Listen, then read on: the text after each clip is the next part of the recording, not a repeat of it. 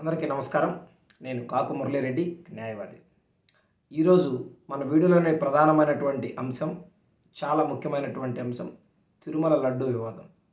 తిరుమల లడ్డు వివాదాన్ని మనం మాట్లాడుకోబోయే ముందు 3 విషయాలుగా ఈ యొక్క విషయాన్ని మనం విభజించుకుంటున్నాం. మొదటిది, లడ్డు యొక్క చరిత్ర, దాని యొక్క ప్రాశస్త్యత ఏంటి. రెండవది, ఈ లడ్డు వివాదం ఏంటి, దానికి కారణాలేంటి. మూడవది, ఎవరు చెప్పనిది, ఏ వీడియోలోనూ ఇప్పటివరకు చేయండి, దీనికి పరిష్కారాలు ఏంటి. ఇప్పుడు జరిగినటువంటి సమస్యకి భవిష్యత్తులో పునరావృతం కాకుండా పరిష్కారాలు ఏంటి అనేటువంటి విషయాన్ని ఈ వీడియోలో మనం చర్చించబోతున్నాం. ముందుగా ఈ ఛానల్ని ఇప్పటివరకు ఎవరైతే సబ్స్క్రైబ్ చేయలేదో తప్పనిసరిగా వారు సబ్స్క్రైబ్ చేయండి. సబ్స్క్రైబ్ చేసి వీడియోల్ని చూడండి.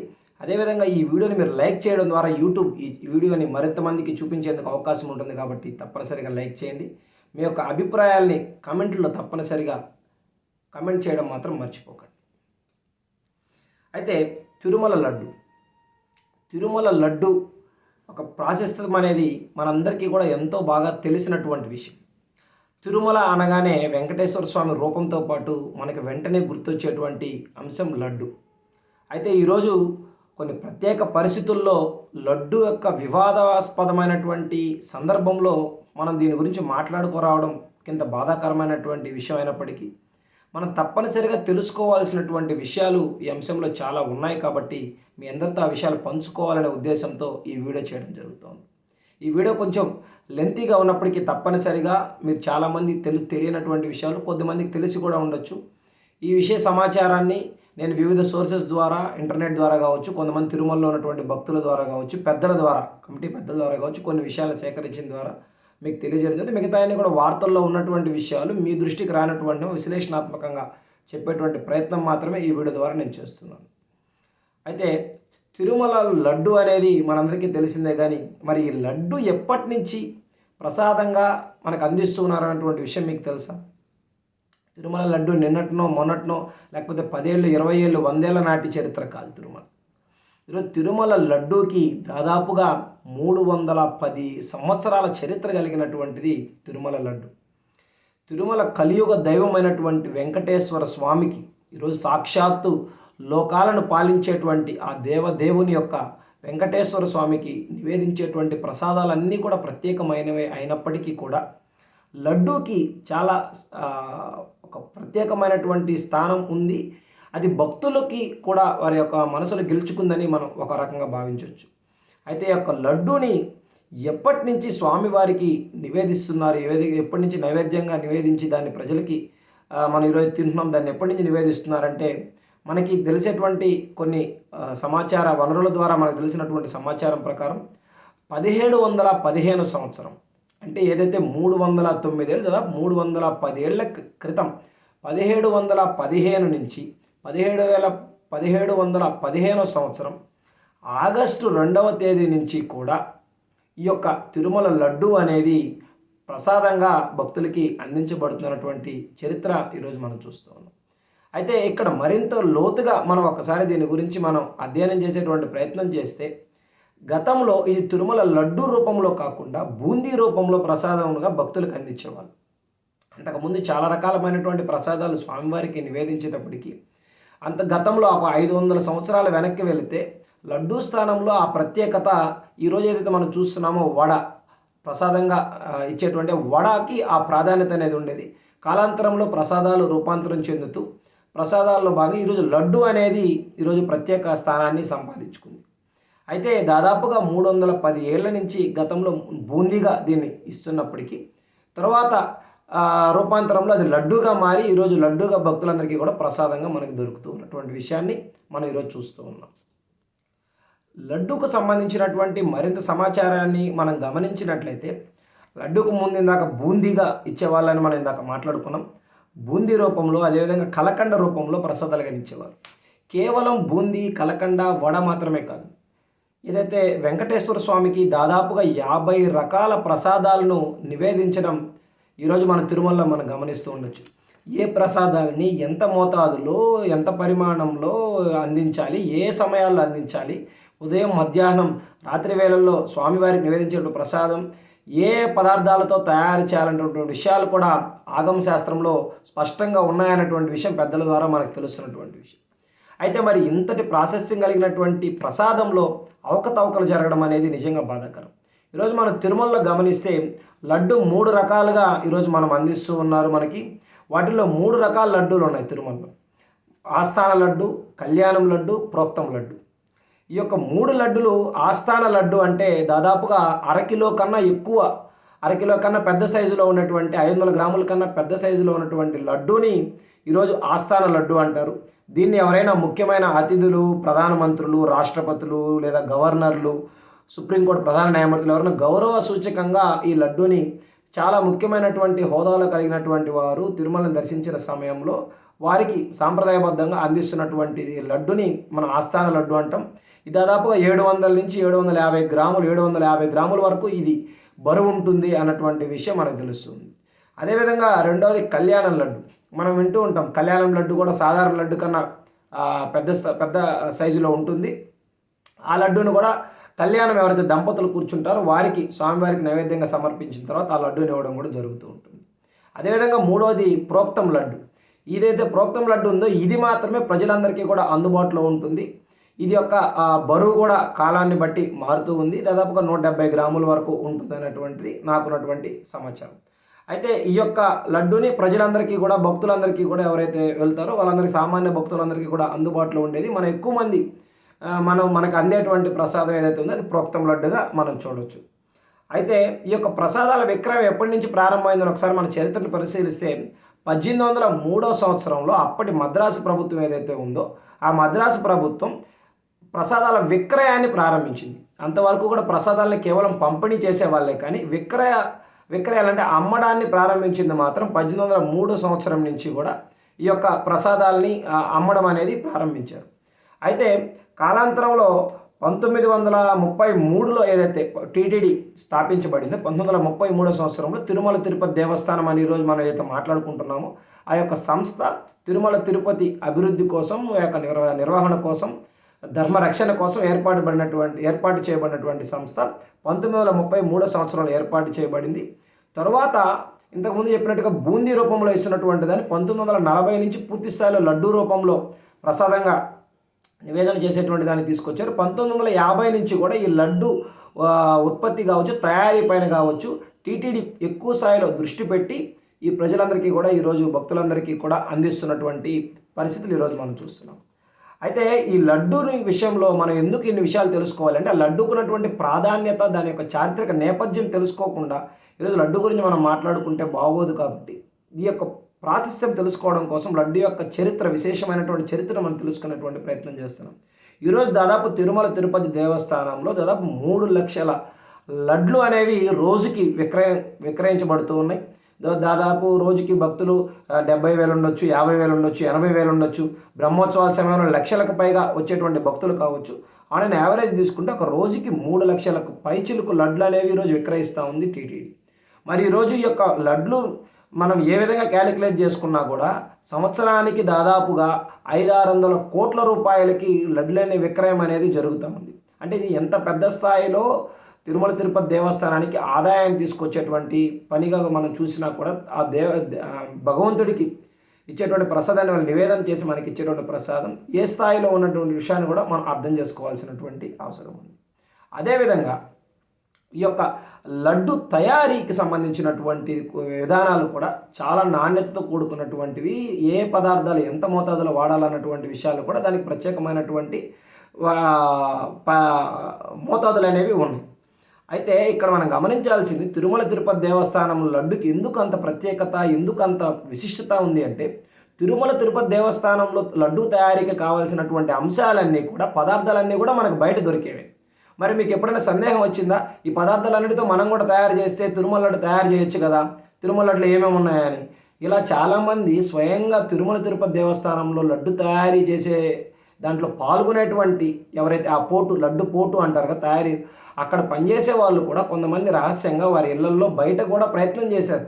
తిరుమల లడ్డు యొక్క మోతాదులు ఏవైతే ఎంతెంత మోతాదులో ఉపయోగిస్తారు వాటి అన్నింటినీ పదార్థాలతో తయారు చేసినప్పటికీ తిరుమల లడ్డు రుచి అయితే రాలేదు. ఎందుకు రాలేదు అంటే అది కేవలం పదార్థం, ఇది ప్రసాదం. కాబట్టి శ్రీ వెంకటేశ్వర స్వామికి నైవేద్యంగా సమర్పించిన తర్వాత దానిలోకి వచ్చేటువంటి రుచి బయట కేవలం ఒక పదార్థంగా, ఆహార పదార్థంగా తయారు చేస్తే ఎలా వస్తుంది?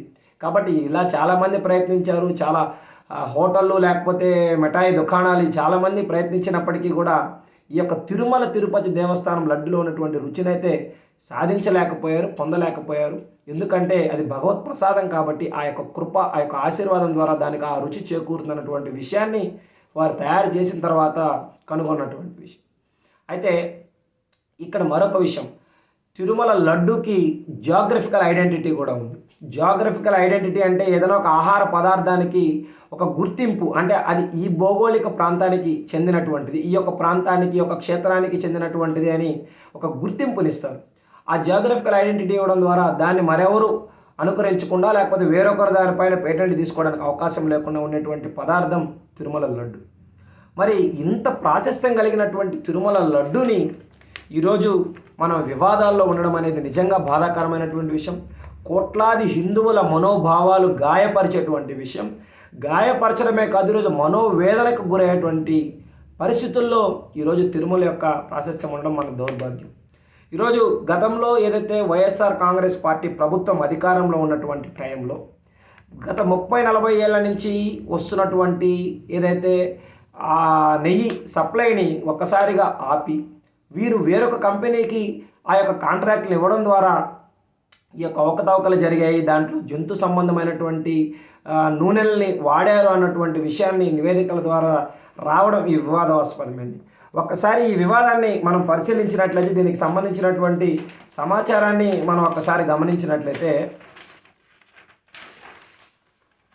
అయితే 18 సెప్టెంబర్ అంటే ఈ నెల 18వ తేదీన చంద్రబాబు నాయుడు గారు మాట్లాడుతూ దీనిపైన స్టేట్మెంట్ వ్యాఖ్యలు చేయడం జరిగింది. వైఎస్ఆర్సీపీ పార్టీ యొక్క ప్రభుత్వ వైఫల్యాల గురించి మాట్లాడుతూ ఆఖరికి వీరు తిరుమలను కూడా ఏ దుస్థితికి తీసుకొచ్చారు అంటే తిరుమల లడ్డూలో కూడా ఈ యొక్క జంతు సంబంధమైనటువంటి నూనెల్ని ఉపయోగించారని మాట్లాడడం ద్వారా ఈ యొక్క అంశం అనేది తెరపైకి రావడం తీవ్ర చర్చనీయాంశమైంది, దేశవ్యాప్తంగా చర్చనీయాంశమైంది. అయితే దానికి ముందు ఎందుకు ప్రభుత్వ అధికారంలోకి వచ్చినప్పటి నుంచి దీనిపైన ఏంటి అంటే దానిపైన నివేదికల కోసం ఎదురు చూడడం. దీనిపైన నివేదికలు అనేవి 3 సార్లు నివేదికలు ఈ యొక్క దాన్ని టెస్టింగ్కి పంపించడం జరిగింది. మొదటి తేదీ వచ్చేసి 8/7/2024 జూలై 8వ తేదీన పంపించారు. అదేవిధంగా జూలై 16వ తేదీన పంపించారు. అదేవిధంగా జూలై 23వ తేదీన కూడా పంపించారు. ఈ యొక్క నివేదికల్ని, ఈ యొక్క శాంపిల్స్ని ఎవరికి పంపించారా అంటే ఎన్డీడీబీసీఏఎల్ఎఫ్ కాల్ఫ్ అనేటువంటి ఒక సంస్థకి పంపించారు. ఆ సంస్థ ఏం చేస్తుంది అంటే ఈ యొక్క నాణ్యత ప్రమాణాలని, దాంట్లో ఉన్నటువంటి పదార్థాలని సపరేట్ చేసి ఈ యొక్క నెయ్యిలో ఏ ఉత్పత్తుల ద్వారా దీన్ని తయారు చేశారనేది చెప్పగలిగేటువంటి ఒక పరిశోధనాత్మక సంస్థ. పాల ఉత్పత్తుల మీద చాలా అనుభవం కలిగినటువంటి సంస్థ. దీనికి ఐఎస్ఓ స్టాండర్డ్ కూడా ఉంది. ఐఎస్ఓ 17025 అనేటువంటి స్టాండర్డ్ నెంబర్ కూడా ఉంది. ఈ యొక్క అంటే దీన్ని సర్టిఫై చేసింది ఎవరో ఏదో ఆషామాషిగా ఇచ్చిందో లేకపోతే మన తెలంగాణలోనో ఆంధ్రప్రదేశ్లోనే ఇచ్చింది కాదు. ఇది గుజరాత్కి సంబంధించినటువంటిది. ఇది అమూల్ సంస్థకి సంబంధించిందిగా చెప్తున్నారు. ఈ ఎన్డీడీబీ ఈ యొక్క దానికి పంపించిన తర్వాత నివేదికల్లో ఏవైతే కొవ్వులు, ఏదైతే ఆయిల్, బీఫ్ ఆయిల్ అన్నారో, ఒక పంది నూనెలకు పంది చెప్పాలన్నా కూడా కొంచెం అభ్యంతరకరమైనటువంటి విషయము, చాలా బాధాకరమైనటువంటి విషయం కూడా. అయితే దీంట్లో కొన్ని సోయా ఆయిల్కి సంబంధించినటువంటి చేప నూనెలు కావచ్చు, అదేవిధంగా జంతువులకు సంబంధించినటువంటి కొవ్వుతో ఈ యొక్క నెయ్యి కాబడింది. దీంట్లో ఇంగ్రీడియంట్స్ ఉన్నాయి అన్నటువంటి నివేదికలు రావడం ద్వారా ఇది చాలా వివాదాస్పదమైనటువంటి విషయం అందరికీ తెలిసింది. దీనిపైన కేంద్ర స్థాయిలో కేంద్ర మంత్రులు స్పందించారు. దీనిపైన సమగ్ర విచారణ జరపాలని అందరూ కూడా కోరుకుంటున్నారు. ఇది వైఎస్ఆర్ కాంగ్రెస్ పార్టీ ప్రభుత్వంలో జగన్మోహన్ రెడ్డి గారు ఇంకా దాన్ని సమర్థించేటువంటి ప్రయత్నం చేయడం ఇప్పటికీ చాలామందికి బాధ కలిగించేటువంటి విషయం. వైవి సుబ్బారెడ్డి గారు కావచ్చు, ధర్మారెడ్డి గారు కావచ్చు, అప్పుడు ఈవోగా ఉన్నటువంటి వారు కావచ్చు, కమిటీ సభ్యులు కావచ్చు, ప్రతి ఒక్కరు దీనికి బాధ్యత వహించి జరిగినటువంటి పొరపాటును అంగీకరించి క్షమాపణ చెప్పేటువంటి ప్రయత్నం చేయకపోగా దాన్ని ఇంకా ఈరోజు నివేదికలు బయటపడుతున్నప్పటికీ, జరుగుతున్నటువంటి వాస్తవాలు చెప్తున్నప్పటికీ, ఇవి జూలైలో తీశారు కదా నివేదికలు. జూలైలో నివేదికలు తీశారు అంటే ఇవన్నీ మీరు ప్రభుత్వంలోకి వచ్చిన తర్వాత తీశారు కాబట్టి మీరే చేశారు అంటున్నారు. అదేవిధంగా జూలైలో చేశారంటే అప్పటి తయారు చేసినటువంటి లడ్డూలు ఇప్పటివరకు ఎలా ఉన్నాయి అనేటువంటి ప్రశ్నలు కూడా ఈరోజు చేస్తున్నారు. ఇక్కడ అందరూ కూడా గమనించాల్సినటువంటి విషయం ఏంటి అంటే, ఇక్కడ రిపోర్ట్ ల్యాబులకి ఏదైతే పంపించారో ఆ శాంపిల్స్ అనేవి లడ్డు శాంపిల్స్ని పంపించలేదు, లడ్డు తయారీకి ఉపయోగించబడినటువంటి నెయ్యి శాంపిల్స్ని పంపించారన్నటువంటి విషయాన్ని ఇక్కడ చాలామంది మర్చిపోతూ ఉన్నారు. ఇక్కడ నెయ్యి శాంపిల్స్ అనేవి, నెయ్యి అనేది నిల్వ అనేది ఒక్కసారిగా తెప్పించారు కదా, ఒక నెలకో 2 నెలలకో అవసరమైనటువంటి నిల్వల్ని తెప్పిస్తారు. ఆ నిల్వలలో భాగంగానే జూలై 16 అదేవిధంగా 8, 23వ తేదీల్లో వాటిని పంపించడం జరిగింది. మరి ఈరోజు గమనించాల్సినటువంటి విషయం ఏంటంటే, ఇవన్నీ కూడా గత ప్రభుత్వంలో టెండర్లు ఇచ్చి వాళ్ళు తెచ్చుకున్నటువంటి నెయ్యి నిల్వలు, లడ్డు తయారీ కోసం తెచ్చుకున్నటువంటి నెయ్యి నిల్వలు. ఒక రోజుకు దాదాపుగా 1 లారీ లేదా 1.5 లారీ 2 లారీల నెయ్యి కూడా వినియోగించేటువంటి పరిస్థితుల్లో ఎవరు రోజు తెచ్చుకోరు కాబట్టి చాలా వరకు నిల్వ 10 రోజులకో 15 రోజులకో కావాల్సినటువంటి నిల్వని తెచ్చుకునేటువంటి పరిస్థితి ఉంటుంది. కాబట్టి వాటిల్ని చాలామంది భక్తులు కావచ్చు, అక్కడ టీటీడీలో ఉన్నటువంటి ఉద్యోగులు కావచ్చు, యొక్క నాణ్యత తగ్గిపోయింది, రుచి తగ్గిపోయింది, భోజనాల్లో మార్పులు వచ్చేసాయి అని ఈ విషయాలన్నింటిపైన కూడా నివేదికలు తెప్పించుకొని తీసుకునేటువంటి ప్రయత్నంలో భాగంగానే ఈ లడ్డు యొక్క నాణ్యత విషయాలు కూడా బయటపడి అనేక కోట్లాది మంది భక్తులను దిగ్భ్రాంతికి గురి చేసేటువంటి విషయాల్ని వెలుగులోకి తీసుకురావడం జరిగింది. అయితే ఈ వివాదం పైన ముఖ్యంగా స్పందించాల్సినటువంటి వ్యక్తులు ఎవరైనా అంటే, అనేక మఠాల్లో ఉన్నటువంటి హిందూ ధర్మ ప్రతినిధులుగా చెప్పుకుంటున్నటువంటి స్వామీజీలు. ఇప్పటికీ కూడా ఎంతమంది సామాన్య ప్రజలు స్పందిస్తున్నారు, రాజకీయ నాయకులు స్పందిస్తున్నారు, జాతీయ స్థాయిలో చర్చ జరుగుతూ ఉంది, అనేక ధార్మిక సంస్థలు, హిందూ సంస్థలు స్పందిస్తూ ఉన్నాయి. అయితే హిందూ ధర్మ ప్రతినిధులుగా హిందూ ఆచారాలకు సాంప్రదాయాలకు వారిని నిర్దేశించే మార్గదర్శకాలే కొలమానంగా భావించేటు అనేక మంది పీఠాధిపతులు ఇప్పటి వరకు స్పందించకపోవడం అనేది కొంత బాధాకరమైనటువంటి విషయం. తప్పనిసరిగా వారు హిందూ సమాజానికి, హిందూ సనాతన ధర్మానికి ఈరోజు భంగం కలిగినప్పుడు, అవమానం జరిగినప్పుడు, ప్రాశస్త్యం కలిగినటువంటి సాక్షాత్తు వేల ఏళ్లుగా అక్కడ కొలైనటువంటి కలియుగ దైవం వెంకటేశ్వర స్వామి ప్రసాదానికి ఈరోజు అపచారం జరిగినప్పుడు కూడా స్పందించకపోతే ఎందుకు మీరందరూ ఉన్నట్టు అన్నటువంటి భావన ప్రజల్లో ఈరోజు కలగతా ఉన్నటువంటి పరిస్థితి. ఈరోజు సామాన్య హిందువులు గళమెత్తుతున్నారు, మరి స్వామీజీలు ఎందుకు మాట్లాడడం లేదో అర్థం కానటువంటి పరిస్థితి. అదేవిధంగా ముఖ్యంగా దీనిపైన మాట్లాడాల్సింది ఎవరో నివేదికలు తెచ్చేంత వరకు కాకుండా ఇప్పటికే దీన్ని బయటికి తీసుకురావాల్సినటువంటి బాధ్యత హిందువులుగా ఉన్నటువంటి టీటీడీ ఉద్యోగుల పైన ఉంది. ఎవరైతే టీటీడీ ఉద్యోగులుగా ఉన్నారో మీరు ఉద్యోగులు అవ్వడానికి కారణం మీరు హిందువులు కాబట్టి అన్నటువంటి విషయాన్ని గుర్తుపెట్టుకోండి. హిందువులు మాత్రమే టీటీడీలో ఉద్యోగాలు ఇవ్వాలి.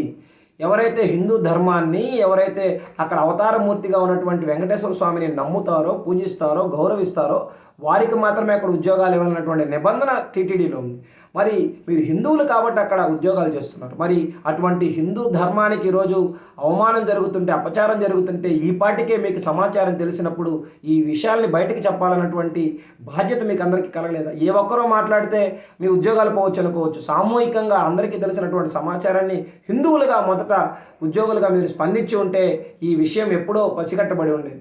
ఈరోజు పవన్ కళ్యాణ్ గారు మాట్లాడినట్టు ఈ లడ్డు ఇక్కడ మాత్రమే కాకుండా ఏదైతే కొన్ని వందల ఏళ్లగా భారతదేశ ప్రజల చిరకాల కోరికగా ఉన్నటువంటి రామ జన్మభూమి అయోధ్య, ఈరోజు బాలరాముని యొక్క ఆలయ ప్రారంభ కార్యక్రమంలో కూడా ఈ యొక్క లక్షలాది లడ్డూల్ని కూడా అందరికీ పంపిణీ చేసి ఈ యొక్క పాపాన్ని రాష్ట్ర ప్రజలందరికీ కూడా ఈరోజు అంటించే ప్రయత్నం చేసినటువంటి గత టీటీడీ నిర్వాహకులు కావచ్చు, గత ప్రభుత్వ పాలకులు కావచ్చు, ఎంత పాపానికి ఒడిగట్టారన్నటువంటి ఆవేదనని పవన్ కళ్యాణ్ గారు కూడా వ్యక్తం చేయడం జరిగింది. ఈరోజు ఏ మతానికి సమస్య వచ్చినా వారి మతం పట్ల ఈరోజు వారు స్పందిస్తారు. అదే ఈ విషయం మసీదులకో చర్చిలకో జరుగుంటే ఎంత తీవ్ర స్థాయిలో దేశవ్యాప్తంగా కూడా అల్లర్లు జరిగేటువంటి లేకపోతే ఆందోళనలు జరిగేటువంటి పరిస్థితులు ఉండేవి. మరి సనాతన ధర్మంపై జరిగితే ఎందుకు దీన్ని చూసి చూడనట్టుగా ఇంకా సమర్థించుకున్నటువంటి ప్రయత్నం చేస్తున్నారు అన్నటువంటి విషయాన్ని కూడా పవన్ కళ్యాణ్ గారు చాలా సూటిగా అడిగారు. అదేవిధంగా పవన్ కళ్యాణ్ గారు 2 రోజుల క్రితం కొన్ని వ్యాఖ్యలు చేశారు. ఇటువంటి దేవాలయాలపైన అది పదే పదే దాడులు జరగడం, అదేవిధంగా దేవాలయాలపైన విగ్రహాల ధ్వంసం జరగడం, వీటన్నిటి విషయాల్ని గమనిస్తూ ఉంటే సనాతన ధర్మ పరిరక్షణ బోర్డుని ఏర్పాటు చేయాల్సినటువంటి సమయం ఆసన్నమైందన్నటువంటి అభిప్రాయాన్ని కూడా పవన్ కళ్యాణ్ గారు వ్యక్తం చేయడం జరిగింది. మరి ఈ పరిస్థితుల్లో ఈరోజు సనాతన ధర్మ పరిరక్షణకి ప్రజలందరూ కూడా స్పందిస్తున్నటువంటి పరిస్థితుల్లో తిరుమలలో ఇటువంటివి జరగకుండా ఉండాలి అంటే నా వంతుగా నా ఆలోచన మేరకు వచ్చినటువంటి కొన్ని పరిష్కారాలను మాత్రం నేను చెప్పేటువంటి ప్రయత్నం చేసి ఈ వీడియోని ముగించేటువంటి ప్రయత్నం చేస్తాను. ఈ వీడియో ఇప్పటికే 20 నిమిషాల వరకు వచ్చింది. అయితే పరిష్కారాలుగా మనం గమనిస్తే ఒక్కసారి ముఖ్యంగా చేయాల్సినటువంటి ఈరోజు ఈ జరిగినటువంటి అపరాధం కావచ్చు, అపచారం కావచ్చు, పునరావృతం కాకూడదు అంటే దాదాపుగా రోజుకి 3 లక్షల లడ్లు విక్రయించేటువంటి ఇంత పెద్ద సంస్థలో ఎవరిపైనో నెయ్యి కోసం ఆధారపడాల్సినటువంటి పరిస్థితి ఎందుకు వచ్చింది? పరిస్థితి లేకుండా ఈరోజు స్వయంగా తిరుమల తిరుపతి దేవస్థానమే ఈరోజు గోవుల్ని, నాణ్యమైనటువంటి గోవుల ద్వారా డైరీ ఫామ్ను ఎందుకు నిర్వహించకూడదు? డైరీ ఫామ్ నిర్వహించడం ద్వారా అనేక ఆహార పదార్థాలకి ఈరోజు వంటకి అవసరమైనటువంటి పాలు కావచ్చు, పెరుగు కావచ్చు, ఈరోజు ఉత్పత్తులు కావచ్చు, ఈరోజు అభిషేకాలకి, ప్రసాదాలకి, దద్దోజనం లాంటి ఆహార పదార్థాలకి వినియోగించేటువంటి పెరుగు కావచ్చు, లడ్డుకు అవసరమైనటువంటి నేతి ఏదైతే ఇప్పుడు వివాదాస్పదంగా మారిందో ఆ నెయ్యి కావచ్చు, వీటన్నిటినీ వీరే స్వచ్ఛందంగా వీరు డైరీ ఫామ్ ద్వారా తయారు చేసేటువంటి విధానాన్ని తిరుమల తిరుపతి దేవస్థానం తీసుకురావడం ద్వారా భవిష్యత్తులో కూడా ఆహార పదార్థాలపైన భక్తులకి ఎటువంటి సందేహాలు కలగకుండా ఉండేందుకు అవకాశం ఉంటుంది. కాబట్టి దీని ద్వారా ఎంతోమందికి ఈరోజు హిందూ బంధువుల్లో కావచ్చు అనేక మంది వారికి ఉపాధి కల్పించేటువంటి అవకాశం కూడా ఉంటుంది. మరి ఈ ఉత్పత్తుల మీద తయారీలో కావచ్చు, ఈ డైరీ నిర్వహణలో కావచ్చు తిరుమల తిరుపతి దేవస్థానం ఎందుకు దృష్టి పెట్టట్లేదో అర్థం కానటువంటి ప్రశ్న. ఇది డైరీని సొంతగా నిర్వహించడం ద్వారా తిరుమల తిరుపతి దేవస్థానానికి అవసరమైన ఉత్పత్తులన్నీ కూడా డైరీ నుంచి మనం తీసుకోవడానికి అవకాశం ఉంటుంది. అదేవిధంగా ఈరోజు మన ల్యాబుల కోసం ఎక్కడికో ఇప్పుడు ప్రతిసారి వచ్చినప్పుడల్లా మనం గుజరాత్కో లేకపోతే ఇంకొక దగ్గరకో ల్యాబులకు పంపించి దాని యొక్క నాణ్యతని, దాంట్లో ఉన్నటువంటి పదార్థాలని, ఇంగ్రీడియంట్స్ని మనం టెస్టింగ్ చేసుకునే పరిస్థితి లేకుండా తిరుమల తిరుపతి దేవస్థానం టీటీడీ ఎందుకు ఒక ల్యాబ్ని మెయింటైన్ చేయకూడదు? తిరుమల తిరుపతి దేవస్థానం దగ్గర డబ్బులు లేవా? లేకపోతే వెంకటేశ్వర స్వామి దగ్గర ఏమన్నా సంపద లేదా? ఇటువంటి నిర్వహించడానికి ఈరోజు తిరుమల తిరుపతి దేవస్థానం డబ్బులు తీసుకువెళ్ళి గరుడు వారధలు వేశారు కదా, శ్రీవారి వారధ వేశారు కదా, ఆ వారధ మీద ప్రజలందరూ తిరుగుతున్నారు కదా. మరి ఈరోజు తిరుమలకు అవసరమైనటువంటి ఈరోజు నాణ్యతను పరిశీలించేటువంటి ల్యాబుల్ని ఎన్ని కోట్ల రూపాయలైనా సరే ఖర్చు అయినా సరే ఎందుకు నెలకొల్పకూడదు శాశ్వత ప్రాతిపదికన? దీని విషయం పైన కూడా టీటీడీ ఆలోచించాల్సినటువంటి అవసరం ఉంది. అదేవిధంగా భవిష్యత్తులో తిరుమల ప్రతిష్టని కాపాడే విధంగా బాధ్యతగా ఈరోజు చూసుకోవాల్సింది ముఖ్యంగా దీనికి ఒక పరిష్కారం ఏంటి అంటే బయట వారికి ఆలస్యంగా విషయాలు తెలుస్తాయి. ముఖ్యంగా తెలిసేది తిరుమల తిరుపతి దేవస్థానంలో ఉన్నటువంటి ఉద్యోగులకు. కాబట్టి ఈరోజు ఉద్యోగులతో కానీ లేక ఒక ప్రత్యేక బృందంతో కానీ తిరుమల తిరుపతి టీటీడీ పైన పర్యవేక్షణలాగా ధార్మిక సంస్థలతో కానీ ఈరోజు నిజ నిర్ధారణ కమిటీలు లేదా తిరుమల తిరుపతి దేవస్థాన పరిరక్షణ కమిటీలు లాంటివి వేసి ఈ యొక్క విషయాలపైన అంతా కూడా ఈరోజు మళ్ళీ పరిశీలన, పర్యవేక్షణ ఉంచాల్సినటువంటి బాధ్యత కూడా ఈరోజు కనబడతా ఉంది టీటీడీ పైన, ప్రభుత్వం పైన కూడా. ఎందుకంటే భవిష్యత్తులో పునరావృతం అవుతాయా ఏ పరిపాలన, ఏ పార్టీ అయినా అధికారంలో ఉండనివ్వండి, ఎవరైనా పాలకులుగా ఉండనివ్వండి, ఈరోజు వీటన్నిటిపైన అరికట్టాల్సినటువంటి బాధ్యత ప్రభుత్వాలకు ఉంది. లేదా మేము ఒకటే అడుగుతూ ఉన్నాం ఈరోజు ఈ వీడియో ద్వారా, తిరుమల తిరుపతి దేవస్థానమే కాదు అన్ని హిందూ దేవాలయాల్ని ప్రభుత్వాల నుంచి విముక్తి చేయండి. మీకు నిర్వహించడం చేత కాకపోతే దేవాలయాల్ని కేవలం రాజకీయ పదవులకి వేదికగా మార్చుకొని దర్శనాలు, టికెట్ల పేర్లతో మీ యొక్క హోదాల్ని, పరపతుల్ని పెంచుకొని వేరే వేరే ప్రయోజనాలకు ఉపయోగించుకునేదే మీ లక్ష్యం అయితే దయచేసి దేవాలయాల్ని ప్రభుత్వాల నుంచి విముక్తి చేసేయండి. మీకు మసీదులపైన లేనటువంటి ఆధిపత్యం, చర్చిలపైన లేనటువంటి ఆధిపత్యం దేవాలయాలపైన మాత్రమే ఎందుకు? ఏ మత సంబంధమైనటువంటి ఆలయాలపైన, ప్రార్థనా మందిరపైన లేనటువంటి అజమాయిషి, వాటిపైన మీకు లేనటువంటి హక్కు, వాటి ఆదాయం పైన మీకు లేనటువంటి అధికారం కేవలం హిందూ దేవాలయాలపైన మాత్రమే ఎందుకు అన్నటువంటి ప్రశ్న పదే పదే కూడా ఇక్కడ తలెత్తుతూ ఉంది. కాబట్టి ఈరోజు హిందూ సమాజం తరపున ఈరోజు అడుగుతూ ఉన్నాం, ఇప్పటికైనా ప్రభుత్వం ఆలోచించి తిరుమల తిరుపతి దేవస్థానంలో జరిగినటువంటి విషయాలన్నింటిపైన పూర్తి సమగ్రంగా విచారణ జరిపి ప్రక్షాళన చేయాలా. బాధ్యులపైన కఠినమైనటువంటి చర్యలు మరొకసారి ఇటువంటి దాని గురించి ఆలోచన చేయాలన్నా కూడా భయపడే విధంగా చర్యలు తీసుకున్నప్పుడే కేవలం పేపర్ ప్రకటనలో లేకపోతే ఇంకొక ఆరోపణలు, ప్రత్యారోపణలతో ఇది ముగిసిపోయేటువంటి పరిస్థితి చేయకుండా కఠినమైనటువంటి చర్యలు వాళ్ళు ఏ స్థాయి వ్యక్తులైనా సరే, వారు ముఖ్యమంత్రి అయినా సరే, ఏ స్థాయిలో ఉన్నటువంటి వారైనా సరే, మాజీ ముఖ్యమంత్రులైనా సరే, కమిటీ వారైనా సరే, ఎవరైనా సరే ఖచ్చితంగా కఠినమైనటువంటి చర్యలు తీసుకోవాలి. దీనికి మన ఇటువంటి సంఘటనలు జరగడానికి సమాజం కూడా ఎంతవరకు బాధ్యతలు అవుతున్నాం.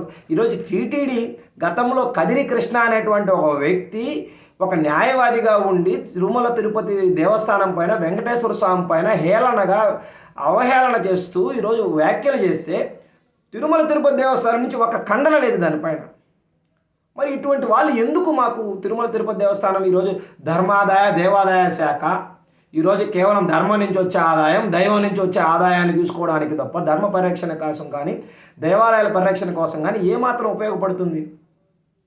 ఈరోజు తిరుమల పైన ఒక వ్యక్తి వ్యాఖ్యలు చేస్తే వారిపైన మీరు చర్యలు తీసుకోవాల్సినటువంటి బాధ్యత మీకు లేదా? ఈరోజు ఒక ప్రతిష్టను భంగం కలిగిస్తుంటే వాటిపైన స్పందించాల్సినటువంటి బాధ్యత మీకు లేదా? ఈరోజు గతంలో జగన్మోహన్ రెడ్డి గారు ఇటువంటివి చేశారు అనడానికి నమ్మడానికి ఆధారాలు ఏంటి అంటే, గతంలో మీరు డిక్లరేషన్ ఇవ్వకుండా దేవాలయంలోకి వెళ్ళేటువంటి ప్రయత్నం చేశారు. వైవి సుబ్బారెడ్డి గారు దాన్ని సమర్థించారు. ఈరోజు సోనియా గాంధీ గారు అన్ని మతానికి చెందినటువంటి వ్యక్తి, హిందూ మతం ధర్మాన్ని కానిటువంటి వ్యక్తి, ఆవిడ డిక్లరేషన్ ఇచ్చారు. డిక్లరేషన్ అఫిడవిట్ ఇచ్చి దర్శనానికి వచ్చారు. నేను వెంకటేశ్వర స్వామిని నమ్ముతున్నాను, అందుకే దర్శనంకి వచ్చానని. అబ్దుల్ కలాం గారు డిక్లరేషన్ ఇచ్చారు గతంలో. మరి జగన్మోహన్ రెడ్డి గారు డిక్లరేషన్ ఇవ్వడానికి ఏంటి అంటే, తిరుమల పైన మీకు అంత నమ్మకం లేనప్పుడు, విశ్వాసం లేనప్పుడు తిరుమలకు రావద్దు.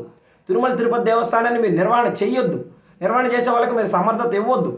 అటువంటి వాళ్ళకి రాజకీయ పోస్టులుగా ఈ కమిటీలు నిర్వహించేటువంటి ప్రయత్నాలు ఎక్కడైనా మానుకోండి. కాబట్టి ఎవరైనా సరే భక్తి విశ్వాసాలతో, భక్తి శ్రద్ధలతో వచ్చేవారు మాత్రమే ఆలయాలకు రావాలి. ఇటీవలే తమిళనాడు హైకోర్టు కూడా ఈ విషయంలో కీలక వ్యాఖ్యలు చేసింది. పుణ్యక్షేత్రాలంటే విహారయాత్రలకు వెళ్ళేటువంటి ప్రాంతాలు, పర్యాటక ప్రాంతాలు కాదు. దేవాలయాలు అంటే పవిత్ర స్థలాలు. దేవుణ్ణి నమ్మేవారు మాత్రమే అక్కడికి రావాలి. ప్రార్థనా ఆలయాలు లేకపోతే దేవాలయాలను గౌరవించేవారు మాత్రమే, భక్తి శ్రద్ధలతో వచ్చేవారు మాత్రమే, అక్కడ దేవుని విశ్వసించేవారు మాత్రమే అక్కడికి రావాలి తప్ప, మేము విహారయాత్రలకు వచ్చామో, పర్యాటక ప్రాంతాలకు వచ్చామో ఆ ప్రాంతాలని అపవిత్రం చేసేటువంటి ప్రయత్నం చేస్తే, అగౌరవపరిచేటువంటి ప్రయత్నం చేస్తే ఖచ్చితంగా చట్టపరమైనటువంటి చర్యలు తీసుకోబడతాయని హైకోర్టు కూడా వ్యాఖ్యలు చేసినటువంటి విషయాన్ని మనందరం కూడా దృష్టిలో పెట్టుకోవాల్సినటువంటి అవసరం ఉంది. కాబట్టి ఈ యొక్క లడ్డు వివాదంలో బాధ్యులైనటువంటి వారిని కఠిన చర్యలు తీసుకోవాలి. ఆ వెంకటేశ్వర స్వామిని అందరూ కూడా ఈరోజు అందరికీ ప్రాయశ్చిత్తం కలిగే విధంగా వేడుకుంటూ, ఈ యొక్క అపరాధాన్ని మన్నించమని వేడుకుంటూ, ఈ సమాజానికి అంతా కూడా మంచి జరిగే విధంగా, ఆ దేవదేవుని యొక్క అనుగ్రహం కలిగే విధంగా మన యొక్క దీన్ని ప్రాయశ్చిత్తం చేసుకొని తప్పును సరిదిద్దుకునే విధంగా ఆ భగవంతుడిని వేడుకుంటూ అందరి దగ్గర కూడా సెలవు తీసుకుంటూ ఉన్నాం. ఓం నమో వెంకటేశాయ.